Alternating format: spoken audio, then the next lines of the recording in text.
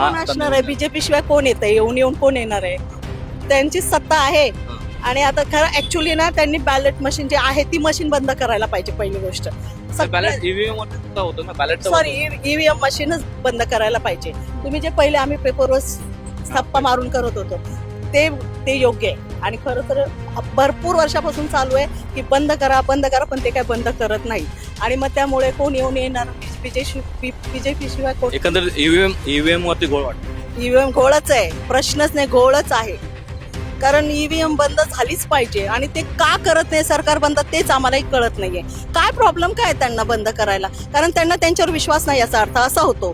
कारण जे थप्पा मारून जे स्वतः आपल्याला ज्यांना वोट करायचे ते पब्लिक करते आणि त्यांना वाटतं की आम्हाला काही कारणास्तव मला माहिती नाही का पण त्यांना ते मिळणार नाही. त्याच्यामुळे ईव्हीएम मशीन शायद अर्थात मला वाटतं ते बंद करत नाहीये. पण त्यांनी करायला पाहिजे हे तर मी ठामपणे सांगते. बंदच केली पाहिजे.